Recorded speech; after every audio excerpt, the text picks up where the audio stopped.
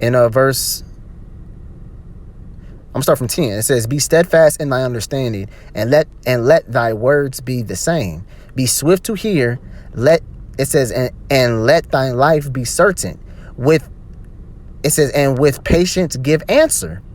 If thy have understanding, answer thy neighbor. If not, lay thy hand upon thy mouth. All right. So basically it means to be quiet. If you know the answer to a question, then answer it. Are we supposed to eat pork? No, we're not supposed to eat pork. Here's the scriptures.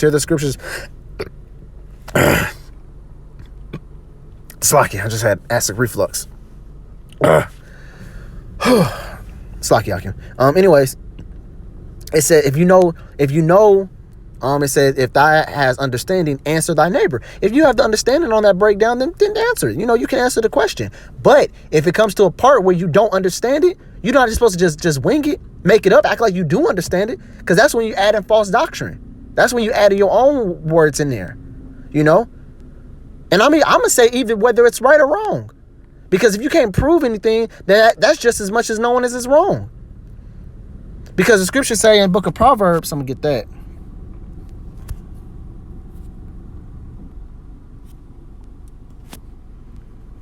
Four and 7, it says, wisdom is a principal thing. Therefore, get wisdom, and with all thy getting, get understanding. All right. So you can't just go out here and preach or say something or teach something that you have no idea what you're talking about, whether even the things you're saying is right. Not through the spirit, not through the spirit, you might say something that you probably haven't studied in a minute, but the Lord brought it back to your remembrance and you answered the question right. But that should just motivate you to go, oh damn, let me go do that. Let me go do a brief study on this subject right quick, because I forgot about that. I forgot I knew that, But just to go out there and just teach something that you have no idea what you're talking about, you sound like a parrot or a monkey, That's why the scripture says, with all that getting, get understanding. Make sure you're understanding what you're talking about, all right? It's one thing to know, right from wrong, but it's another thing to know when to apply it, all right?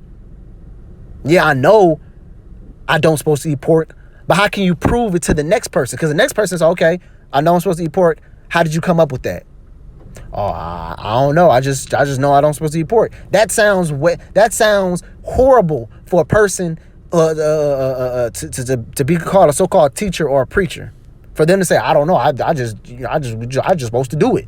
It's in the Bible. No, you're supposed to go into the scriptures and prove it. This is the reason why. You go into Leviticus, you go into the various scriptures to prove, hey, the Lord said there's an unclean thing. The Lord says, what? Them that chew of the cud and are clover-footed, those are only the animals that we eat. The pig does not chew of the cud. The pig eats anything. The pig eats dead corpses, trash, You can feed a pig anything. It can eat grass, yes, but it eats everything. Chew of the cud is basically animals that regurgitates their food, chews up the grass, spits it out, and re-swallows it, like cows or buffalo. Those are animals that chew of the cud, which is basically regurgitates their food. That's what you're supposed to do when you go into certain breakdowns or certain things when they're dealing with the scriptures. All right, that's the proper way that you break down with the scriptures, man. What the scriptures say? Rightly dividing. 2 Timothy chapter 2 and verse 15, it says, study to show thyself approved unto Yahweh, a workman that need not to be ashamed, rightly dividing the word of truth, man. You're not just sitting here saying, oh, this scripture goes with this. Now, you do have some scriptures that are double or triple fold, but basically you're using that scripture in the proper context and the way it's supposed to be used, man. All right. The word divided means to cut straight, to cut away, a process of straight path, a hold of straight course, to doing right, to make straight and smooth. All right. So when you're breaking down these scriptures and you're dividing the word, rightly dividing the word in truth, you're doing it in a correct manner. So that shows you can basically be preaching, but you could be preaching a false way. You could be preaching a wrong way, because you might use a scripture, which that scripture doesn't even mean that, That's why the scripture says, like I just read, man, rightly dividing the word and truth, man. We're not just out here on the highways and byways just to preach a book that we just stumbled across. We're actually out here to break down the strongholds, man.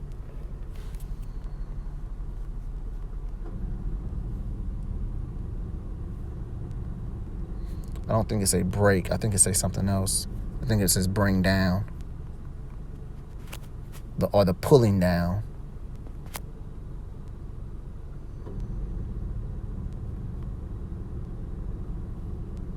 The pulling down of strongholds.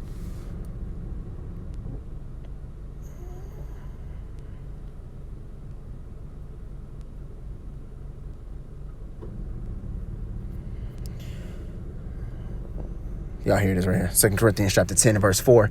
It says, for the weapons of our warfare are not carnal. What are our weapons, man? And what is this warfare? It's all spiritual, man. We're going to battle with Esau right now on a spiritual level, man, because we're waking up the so-called Negroes, Latinos, and Native Americans onto who they are, man. That's spiritual, all right? So the weapons, us going, and what is Esau trying to do? Esau is trying to keep you asleep, you know? By throwing certain demonic things at brothers, man. Trying to take brothers out, you know? Trying to have brothers' jobs shave their beards off, you know, or trying to take that jab, you know, and eventually he's gonna try to issue in that RFID chip, man.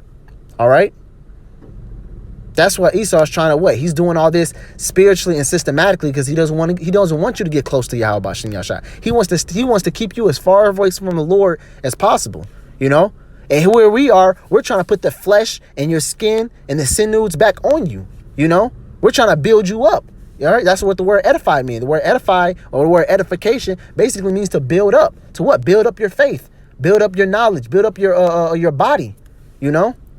But here you go. You got Esau and his angels trying to tear you back down. You know, trying to cut the flesh off of you. All right. It says, for the weapons of our warfare are not carnal, but mighty through Yahweh to the pulling down of strongholds, man. And them strongholds are what? These false doctrines out here. You know, that got our people completely and utterly destroyed, man. As far as Christianity, Muslim, Buddha, whatever you find, Scientology, atheism, whatever you find a belief out here that's Jake's crutch, that's a stronghold, man. And here we are. The Lord's given us the tools and the and the wisdom and the knowledge to pull down these strongholds. That's why it says what? But mightily through Yahweh, man, because it all starts with him. Because the scripture says what? The Lord said, I will put my words in his mouth, you know? And he's going to preach. So these words that we're speaking are not from us. It's not something that we just came up with. It's through Yahweh Shem Yahushua, man. And through that, we're going to pull down strongholds. All right? We're going to completely dissect these beliefs, man. Like in the book of Mormons, man, it says that if your skin color is dark, that's a curse from the Lord, you know. Which in the scriptures it says, if your skin turns as white as snow, that's a curse from the Lord. So which one is it? Well, which skin color is the perfect skin color? You know, if those books are so-called supposed to be intertwined with each other, which they're not. I'm just basically showing you how the Book of Mormons contradicts the Bible, man. Not contradicts, goes against the Bible. But they supposed to be one in the same book, man. That's not. Also, it says David and Solomon was an abomination to the Lord because they had multiple wives.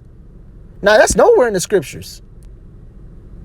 They say, I think it says David and Solomon having multiple wives, which was an abomination unto the Lord. Some bullshit like that, man. That's not in the scriptures. See, that's our job, to go into these doctrines and pull them down to show you and to basically reveal the how can I say, the BS basically of these other doctrines, man, because they're not of Yahweh Shem Yahushua. All right, scripture says the gods of the other nations are idols. All right, and that's exactly who are over all these religions, man. Other gods, not Yahweh Shem Yahushua. That's of the Bible. Even Christians are so-called supposed to be God-fearing people, they actually have a person called Seshra Borgir, which is their Jesus Christ, man, which is another God, which really is a man. Really, he ain't really a God, but they worship the man like a God, you know. So it's our job to not only to wake up our people, to tell them who they are, to pull down these strongholds in a direct manner, man. Because there's a right way to do things and there's a wrong way. We got to make sure we're doing these things rightly, because this is the word of Yahweh Bashim Yashah that we're carrying, man. So Lord willing, I hope this video was edifying for you brothers. That's all basically I wanted to talk about. I want to give all praise and glory to Yahweh Bashim Yashah.